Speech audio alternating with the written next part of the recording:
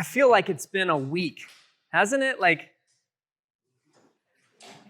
it's been a week, but it's been a week. Like, there's been a lot of stuff that's happening this week, I feel like, from, like just from good conversations to good reports to kids like going and taking ACTs to like just a lot of stuff that is taking place.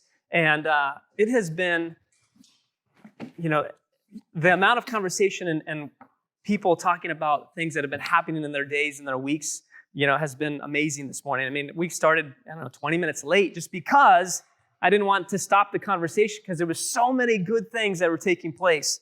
And so as I was thinking about that, I was thinking, gosh, my week, I feel like has been a couple weeks, because there's been just all kinds of stuff happening. But then, have you ever had a week where you got like no sleep, like almost literally in a day, and it just like stretches out the week even longer?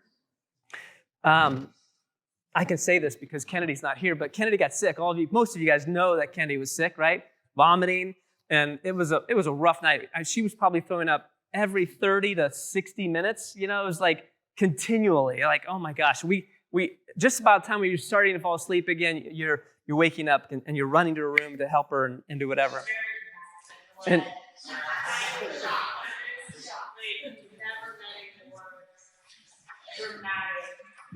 she's got a fear of vomiting, a fear of it. And, like last week we listened to the Laurel and the Yanni type thing, right? And so we learned that your brain tunes out certain things, but is very attuned to certain things. Like there's certain things that I can sleep through in the night, but if my children call daddy, right, I am jumped out of bed. And so Wednesday night, it was probably 11 o'clock, and I heard Kennedy yell, "Dad," right? And I jump out of bed, and she's at my door, and she's like, "I don't feel good. I think I'm going to throw up." I'm like, "Well, go in the bathroom." And she's like, "I don't want to go in the bathroom." I'm like, and we're like standing here, and she's like, "I don't feel good." And I'm like, "Well, come on, let's go to the bathroom." And she's like, "Blah!" Just all over my feet and just like everywhere. I'm like, "Are you for real?" So it was a long Wednesday night, it's just like, and then, the best part was the next day, like Arlo's like licking the wall because like vomit splattered up on the wall. Oh, it was a good time. It was a good time, I tell you. So why don't we get into Genesis then? What does this have to do? There's always something to do with life in Genesis. Genesis 3, right? We're almost done. We're actually going to finish Genesis 3 today. Woohoo! We're like flying through this, right? So let's start with Genesis 3, 21. Actually, let's somebody read 3:19 through 24 for me, and then we're going to back up and we're going to go back to 21. So who wants to read all 5 of those verses? Go ahead, Bruce.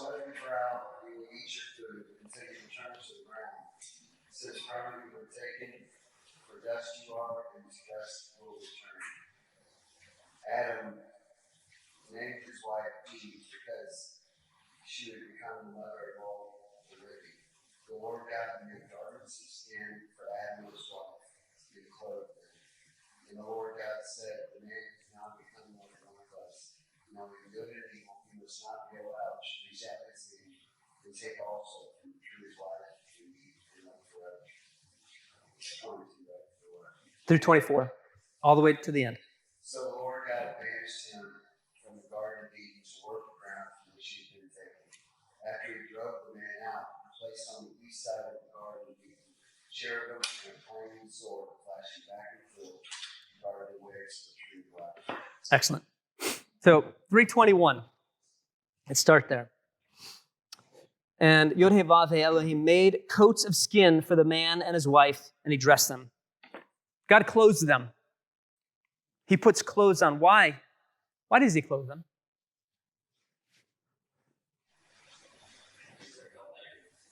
But didn't they have like little tiny garments on already? It wasn't good enough. Yeah, probably not. What? Eve probably didn't like it. Yeah, this is just not going to work for me.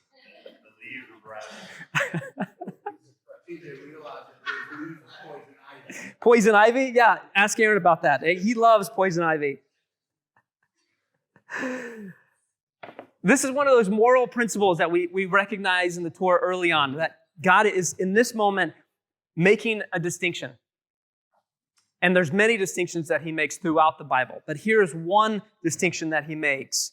The distinction is that, is there any other created thing that he's made that is clothed? I mean, every animal that you have, do you put clothes on them? Well, some people might put clothes on them. But nowadays, they put stuff on, yeah. But no animal that we know of is ever clothed. The only created being that is clothed is who? Adam and Eve.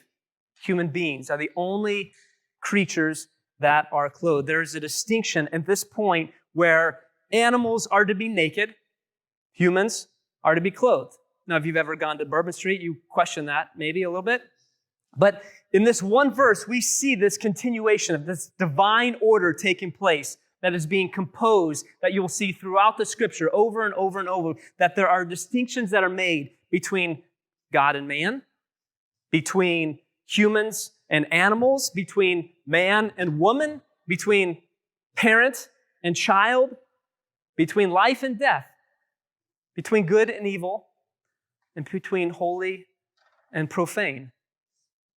And these distinctions are important because, especially as I was thinking of those last ones, life and death, have you ever met somebody where you were like, come on, man, you're alive. Like, cheer up. Like, life is still here. People sometimes are walking around like they're ready to die already. Like, life is so miserable that they can't see anything that is good. But God says, no, there are distinctions between these things. There is a time for death, but right now you are alive, so live. There's good and evil, there's holy and profane. These distinctions matter. 3:22 then goes on and says, and the Lord God said, see, the man has become like one of us to know good and evil. And now lest he put out his hand and take also the tree of life and eat and live forever. What did the serpent tell Hava, Eve? Do you remember? Read 3:5 for me. Remind everybody what the serpent tells Eve.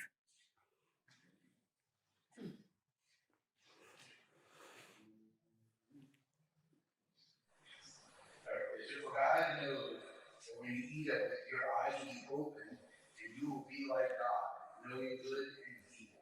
You will know good and evil. But that's not necessarily the main point, right?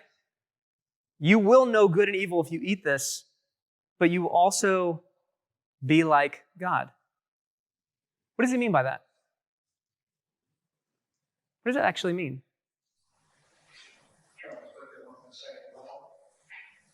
Okay. Same level? In what sense?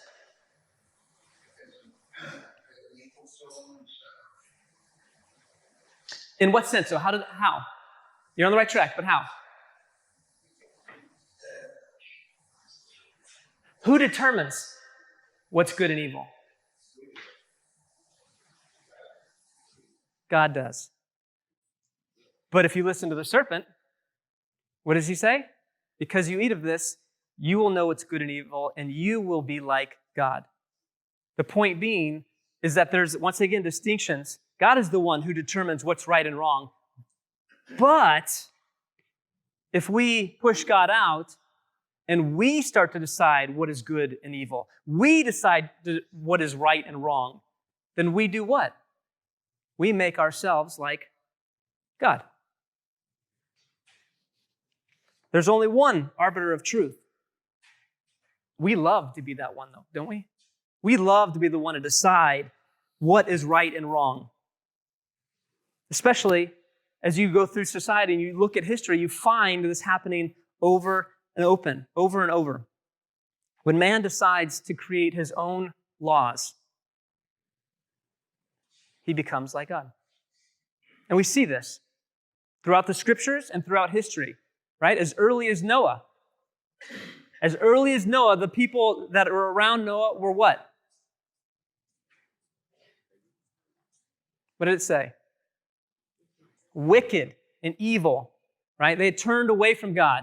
We see this in places like Pharaoh. Who was God? Wasn't he God?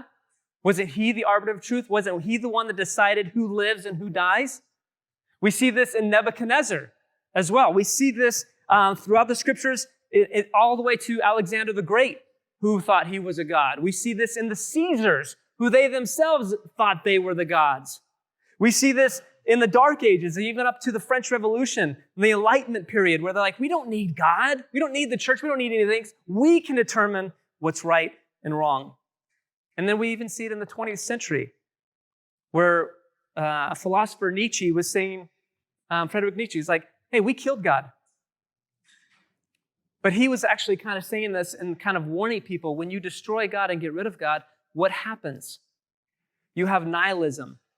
And when you have nihilism, then no values, no principles, nothing matters. It's all baseless. It's your truth. It's your, feelings, your emotions. There's nothing that holds us together.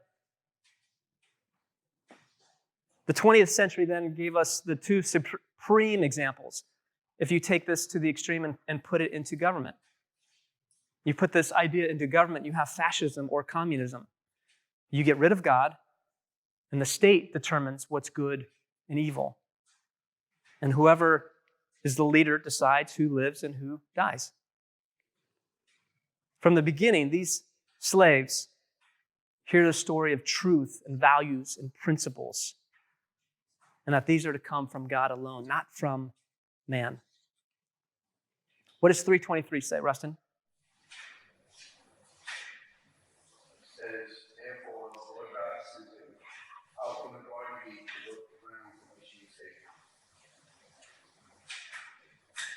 Read it again. 23, yeah. Therefore, the Lord God sent him out from the Garden of Eden to work the ground from which she was taken. He sent them out. Now, there's two ways to look at this verse. One way that I've used in leadership classes over and over and over and over. We see this as Adam and Eve were given a task. What happened? They went against the task. They decided on their own, we're not going to do this. They listened to the serpent. They're confronted by the boss, the CEO. They're confronted by God. And what do? What do when they're confronted by God? That woman, right? It's her fault. It's their fault. It's the serpent's fault. It's these people's fault. It's all these other people. They point, they blame. They don't take responsibility. So the first leadership lesson that we can look at, and the first thing we can see is in this verse right here, there are consequences to your actions. When you blame, when you point the finger, when you're unwilling to take responsibility for what you have done, God says, you're fired. You're done. Get out. Very basic, low-level lying fruit in this verse. But then if we dig deeper and look past the initial and ask, okay, what else can we see from this? There's a second option that we can see here. Being in the garden, what did they need? What did they need? They didn't need anything, right? They had everything they wanted. They had all the fruit, all the food, all the stuff, all the things that you could possibly want. Think of a 30-year-old, son still sitting at home, doesn't have a job. What does he need? Nothing. Why? Because mom's going to take care of him. Mom's going to give him his food. Mom's going to clean his room. Hey, you need me to do your laundry? I'll do your laundry. Don't worry about it. He stays upstairs playing video games the whole time. What's wrong with that? It's bad parenting, right? Did you hear? Out of the mouths of babes right here. What'd she say? It's bad parenting. Interesting.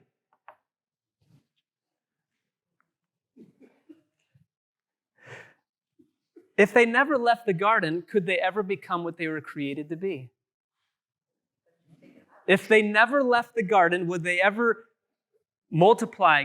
Would they ever rule? Would they ever take the land? Would they ever do all the things that God said, you are to do these things? If they don't have to do anything, how would they ever become what they were created to be? But weren't they already asked to do those things before sin?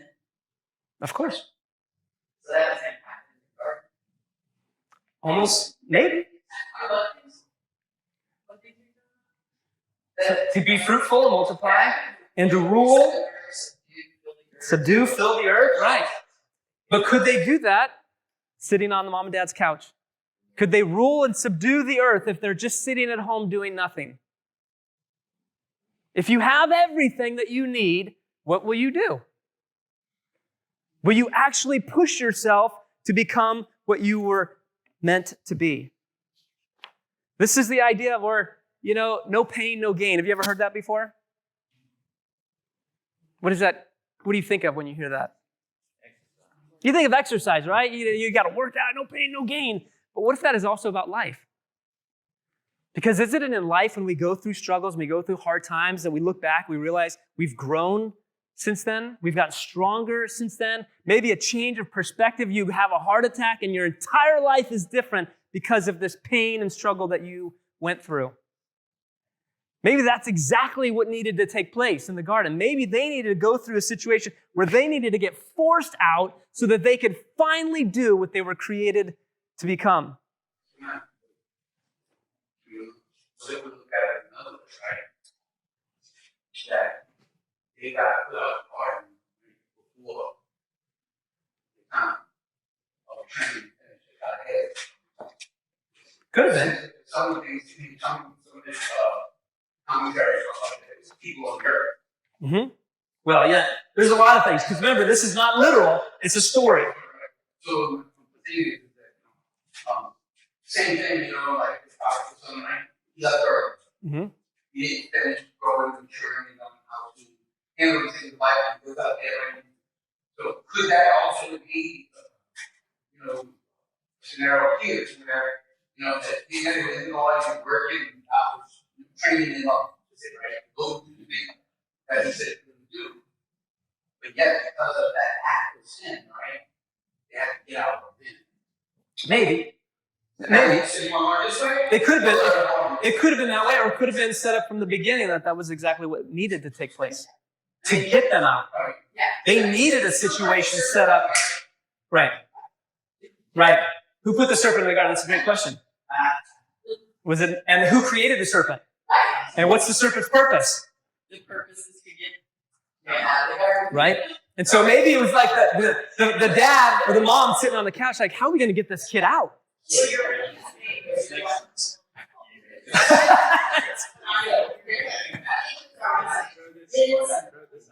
I don't know. Because I always wondered that too, because like super basketball. Yeah. The idea was like we messed everything up in the garden. Right.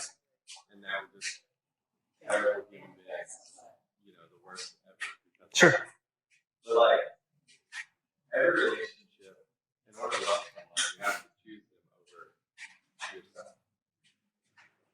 How could Adam and Eve love God if they had nothing to choose them over? If they had nothing to choose him over, what do you mean? Explain that. Like, their only thing that they were created to do was love God, and they didn't have anything to say. Right. He was already there. So when it's that easy, it becomes complacent, right? When you don't have to work at a relationship, if you don't have to work at, finding out what your wife needs, because she's probably different since you married her, right? Yeah. And that continues to happen. Trust me, right?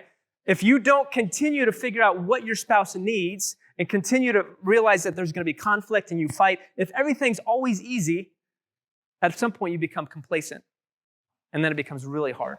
You become Stagnant. It also mean like animals don't love and they're the people with God.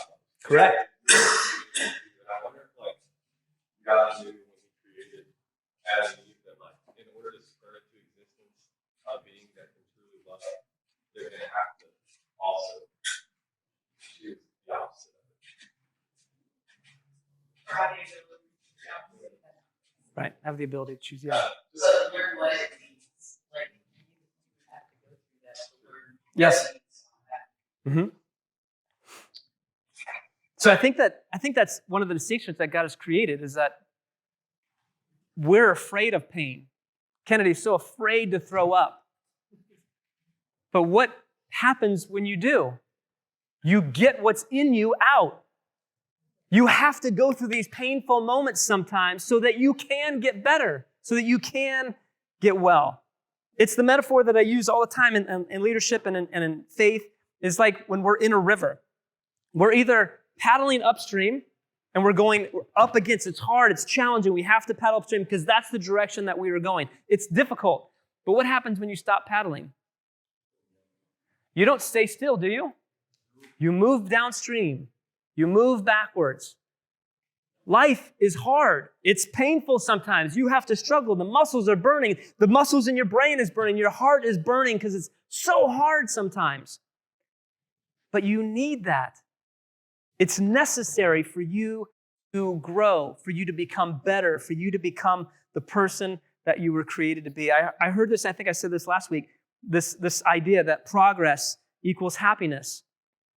When we can see that we're getting better, we can see that we're getting stronger, when we can see that we're able to overcome conflict that was so hard before, but now it's a little bit easier, when I can see that progress, I feel like it brings joy, it brings happiness to me. Like God is moving me along on this process. And I looked at that and I thought, this is very, we see it here in 3:23, but isn't this also what Jesus said? Pick up your cross and what? Follow me. I mean, what is the cross in that day? What? An execution weapon. Isn't it like the most painful thing to even think about? Like you're going to pick up the heaviest, worst burden in the world. That's what I want you to carry. Because life is hard. But the more that you carry it, the stronger that you get. And the more that you will follow and become like him. And this is where I wanted to get to. There was these three verses that were crucial, but I wanted to go back, Bruce, and read 3:19 again.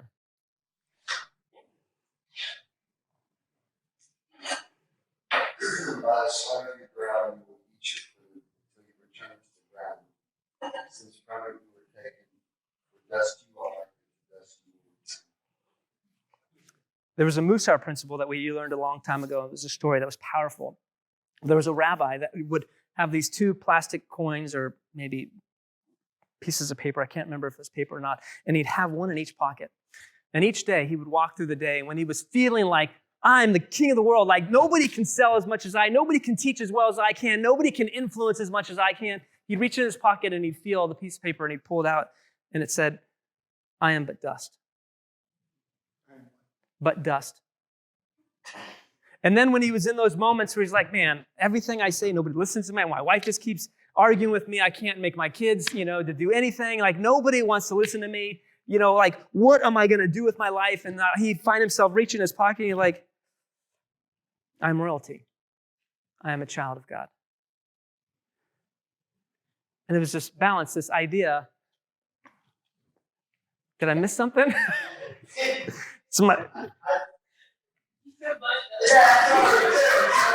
I said what? You said but dust. But dust?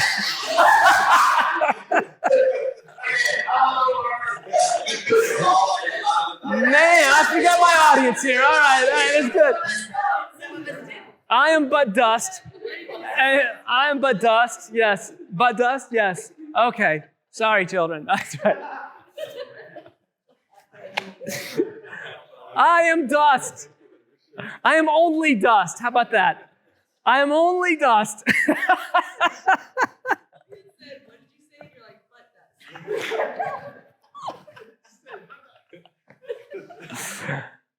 You did that on purpose, didn't you, Lindley? Yeah, great. I appreciate that. There's a pic. My friend, some of you guys know Eric Thien. I think he drew that. And he wrote a description. He was saying that in something he was reading, that there's these ancient monks that used to, in their rooms, they would have a skull of somebody that, that was just before them, one of the other previous monks before them, and they would, something that inspired them. This person was very inspiring to them. It was like their mentor. and they would take their skull and they would put it in their room. And they would have this writing that would say, "As you are, I once was.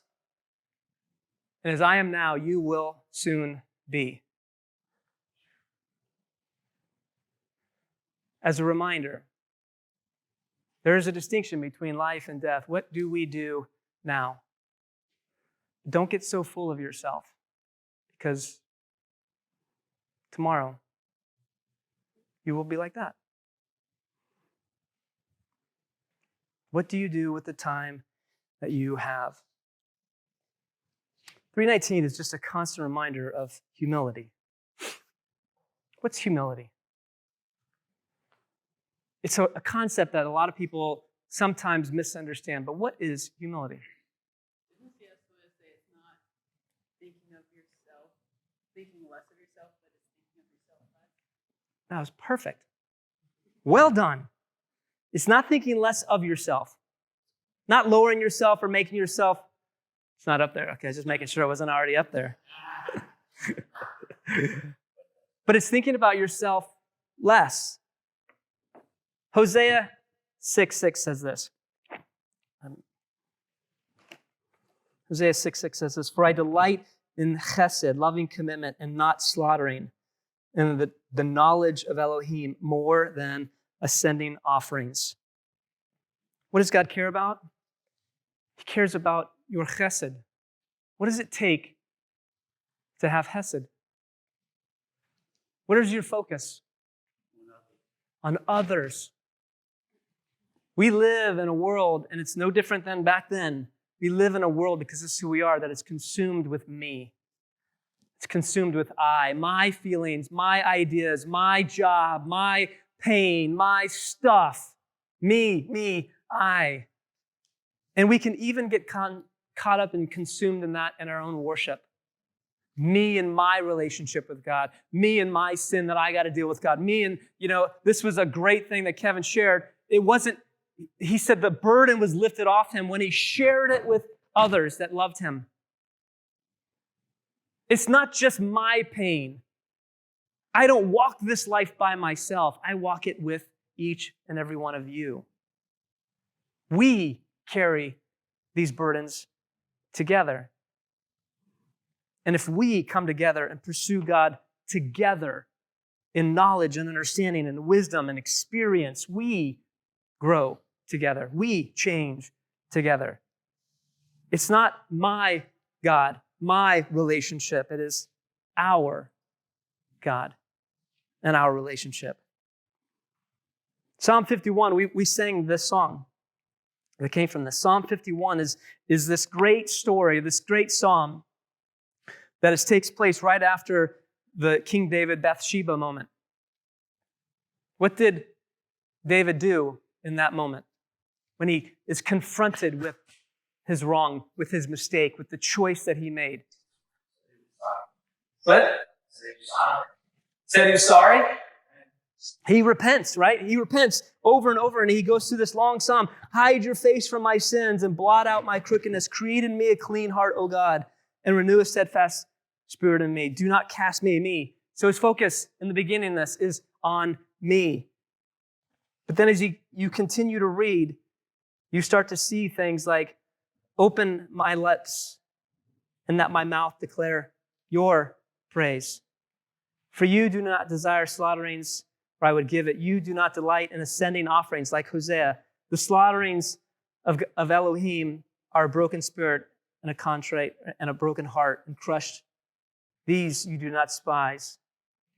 Do good, your good pleasure. He turns his focus from him to God. It's you, God, that matters. It's you that I need to worship. It's you that I need to turn all of my focus and put it back on you. Humility begins with this idea of huge self-awareness. And I wanted to put it on a chart here. Sometimes we forget what humility is. Humility is somewhere on this chart, about right here. And a lot of times we have a misunderstanding of humility because a lot of people think humility is just the opposite of pride, which is over here. So we're not prideful, but some people go the opposite direction and head to the place of self-debasement. What is that? What is that? Somebody explain self-debasement.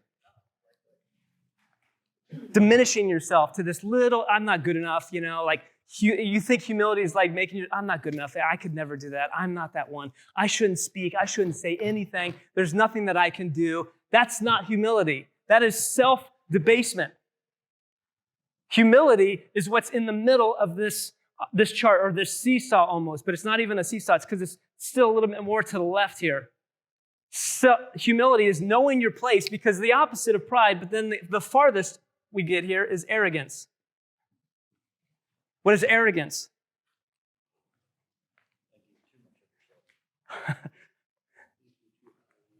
People who are arrogant use what statements all the time in every sentence? Look what I did. I can achieve that. I can make that happen. I'm this good. I'm great. I'm this. Me, my, I. It's all about me. And in the Jewish thought, the idea of humility is connected to space. Everybody stand up for a second. Stand up for a second. Now look at around you. Look at the space around you. And then also be aware of your posture. How are you standing? Can you see it? Okay, now everybody sit down.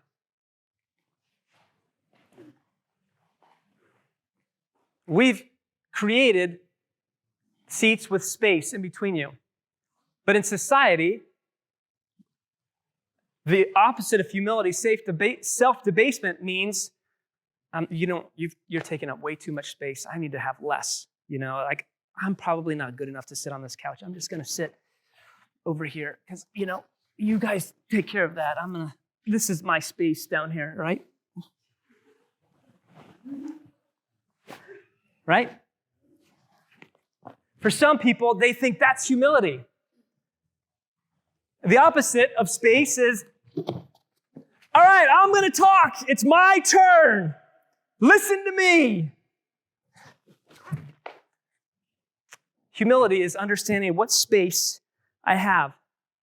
Sometimes I'm taking up too much space, and I need to realize my place, I just need to sit down and have the right amount of space here.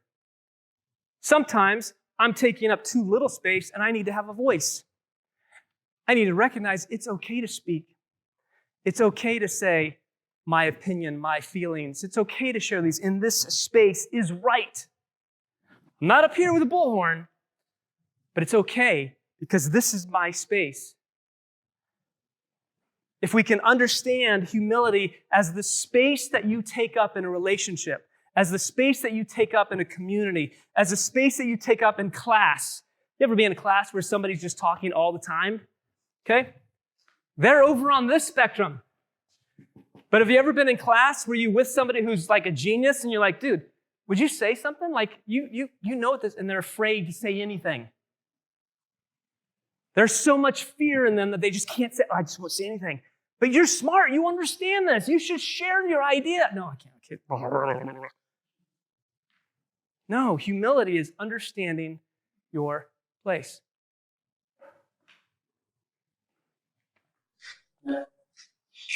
And to me, it almost had the concept in yourself to have humility. Yes. Because you now have a general idea. I know which way I need to go. Self-esteem is connected with humility. That's why I said it's not just your space. What did I also tell you to do when you stood up? What's your posture? Is your posture like this? Do you walk around with a posture like defeatedness? Don't look at me. I don't want people to. Or do you have the posture to say, like, I am confident in who I am? You can raise your chest up. You don't want shoulders back, but just in the confidence of like standing straight up, having just a regular posture. Do you have the self-esteem to say, no, I am who God created me to be. I am a child of God. Wait, let me get my pocket. I am royalty. Do you stand like that? Or do you stand defeated? The distinction of choosing life. Because we will all die. What are you doing with your life today? The homework that I have for you, I want you to write this down. Do you leave enough space in your life for others? Or are you the center of attention at your house? Are you the center of attention? Are you the loudest person in the room? Are you the one who fills up the entire room and nobody else seems to fit in there? Or maybe the opposite. Is there space you ought to rightfully occupy? I want you to think about these and write these down. Give examples. When you go to work, should you speak up more? Because you don't say anything? When you're at home with your spouse, do you just not say anything, or do you have a voice?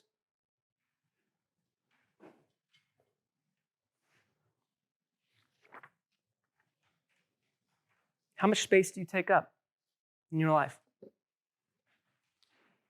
Is it lean towards self-debasement, or does it lean towards pride and arrogance? Or do you feel like you take up the right amount of space?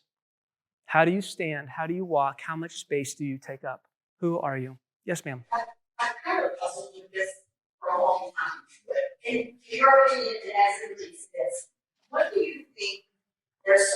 He's so down to earth. What does that even mean? They're so down to earth. I don't even know what that means. Does that mean that they should be more average? I don't know what that means. Because people say that. Oh, they're so down to earth. It's because Are they saying that as a compliment? I think they say that a compliment a lot of times. People say that about other people. I say, oh, they're so down to earth. So approachable, so easy to Because talk they to. see the humility in someone and feel that they should be a little more towards the arrogant side of that section. No, I take that as if they are down to earth, they are humble.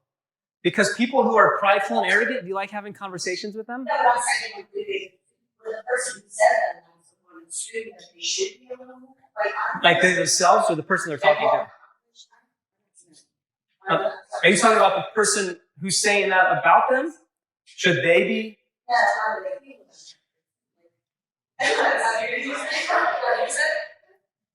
Yeah. Like if I say that you're down to earth, I say that as a compliment. Like you have the humility to listen and not make it about you, but you also are not like self-debasing, like, oh yeah, that's so like, I can actually have a real conversation with you. That is more on the line of somebody that has enough self-esteem that can listen and can give back information. That's how I would take that. I don't take that as a negative word. Being down to earth? No illusions or pretensions, practical and realistic. Okay, practical and realistic. So my question to you is about, you mentioned about self-knowledge. So I'm 70 years old. Okay. I know that I was somebody created by some of the things I went through in my childhood. Yes. I didn't like that person too much. With that person's next number of years. Yes. So now I'm kind of lost in my own knowledge of who I am. Trying to figure out who I am based on what people tell me. So where does humility come in with the connection of self-knowledge? The other thing about self-knowledge, what I'm saying is the more you discover yourself, the more you discover God and Christ in you, and then allows you to love others. Right. Well, you took two phrases and combined them. I said self-awareness and knowledge of God. And you put them to self-knowledge, which was interesting. I wonder why you did that. Because I didn't say self-knowledge. So that's something that you're clearly wrestling with. You heard that and you connected those together, right?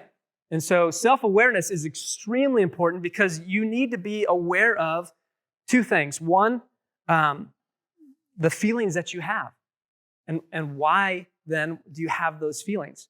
And here's the fascinating thing, physiology, your body tells you when you get angry, where do you feel it? Okay, so well, not everybody. Where do you feel it? You feel it in your gut. When you get anxiety and stress, where do you feel it? I don't think I feel it in my gut, I think I feel it in my head. Okay, and so this is what you have to be self-aware of. When you start to be aware of those feelings, you should recognize them. Why am I getting angry right now? Right? Kim's trying to have this conversation with me and my head's hurting. Why am I getting angry? Right? The self-awareness is now you're recognizing, before you get angry at her, you're recognizing for some reason you're getting angry. And the self-awareness is, where is this coming from? Is this coming from my past? Is this coming from something that she said? Do I feel attacked? Am I getting defensive? Why am I getting defensive? So the self-awareness begins that process of helping you recognize, before I respond, I need to think about why I'm feeling this way. That's crucial in a relationship. I'm thinking that all out. Well, Always, who am I with? Am I arrogant guy that answers all these questions? Or should I be a quiet guy that just listens to learn? well, And I'm calling Well, earlier you had said something about, like, the more I find myself, the more I find God. Like, I feel like there's two different types of ways to do that, where it's the more I find God, the more I find myself. exactly. Do you To me, think? it's the same. I think it's a different type of direction, because when I'm trying to find myself, that feels more selfish. It feels like I'm trying to find what fits for me, what community fits for me, what hobby fits for me, what job. And in that, I'll find fulfillment, which will give me the freedom to find that. But when you switch it around, it's like I'm searching for God each morning, and searching for God. Because I don't even have the capacity. I feel like we're in different, like, similar seasons. I think it's funny, but I feel like in motherhood, especially early motherhood, you lose yourself in so many ways. Lose yourself. And they say that you just forget to the things that you absolutely love to do. Like mom, and I went back to get her degree to become a writer, English, or whatever it was. But then that feels like it was lost back then. But the thing is, God is like redeemed or just giving you an identity. You know, in that is freedom. In that, mom has found more of who she was than probably, you know, if she were to go to school for kids and all that. And I think that just like starting your day with gratitude and having this humility of just, I don't even know who I am, but I need you to tell me who I am.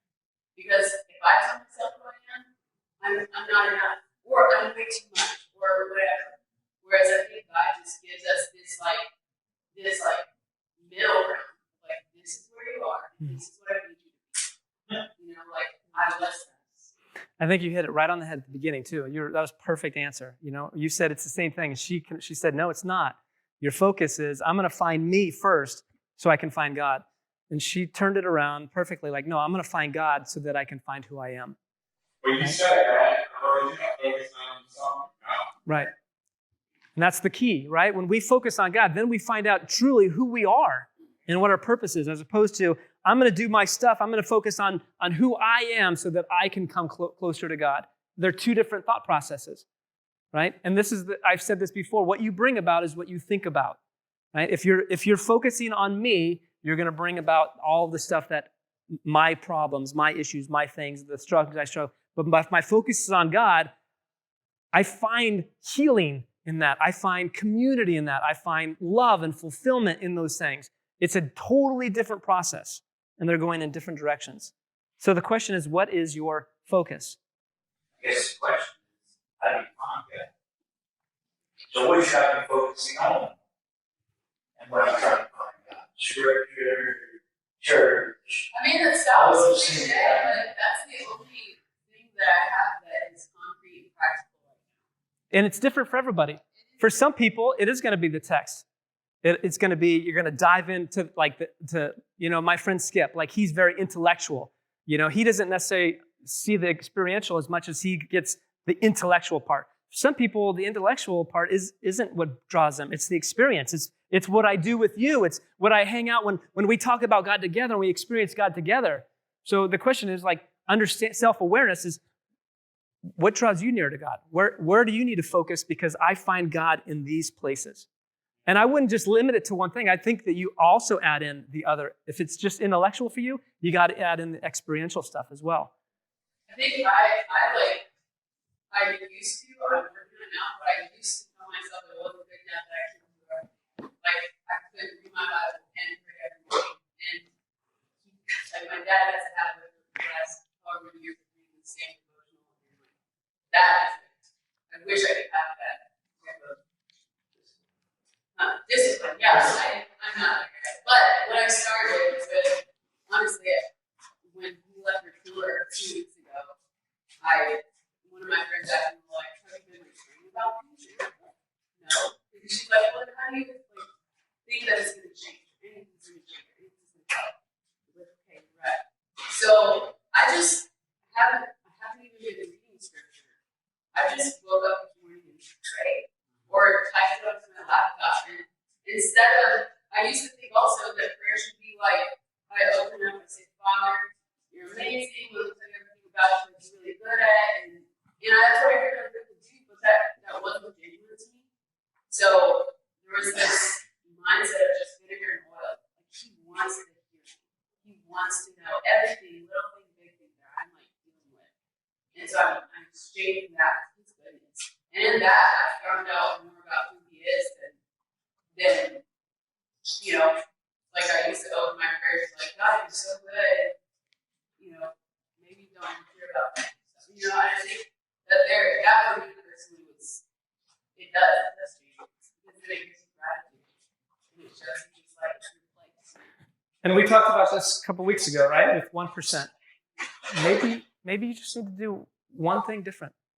And do that one thing that's different every day. Maybe it's something that you've never done.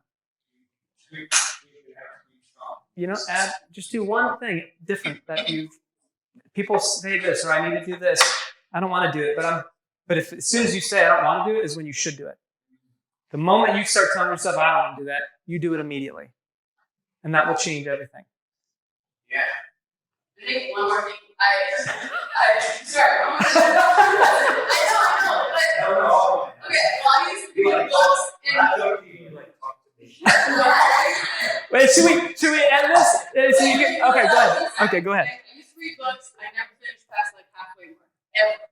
So I just started reading books like last year. And the first book I read, I got halfway through, and ironically the chapter was, if you're gonna keep not finishing things, that's how you're gonna like show up for yourself. I'm like, all right, well, finish this book. Finish that book, and I read like 10 books since the beginning of last year, which I'm very proud about because we went from nothing to actually reading. But just if you're showing up for yourself, like if you're gonna commit to something, like actually commit to it, Otherwise, it's just gonna fall into like the gray and like not actually stick. And I don't think you find change. Yeah. Stick with it. All right.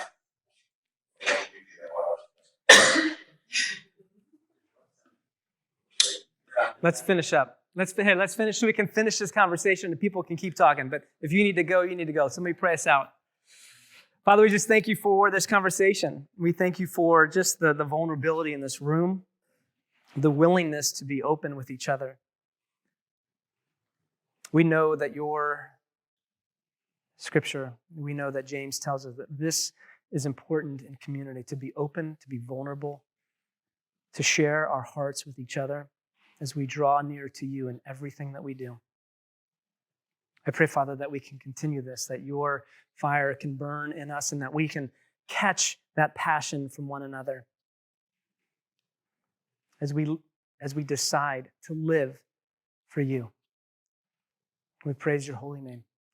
Amen.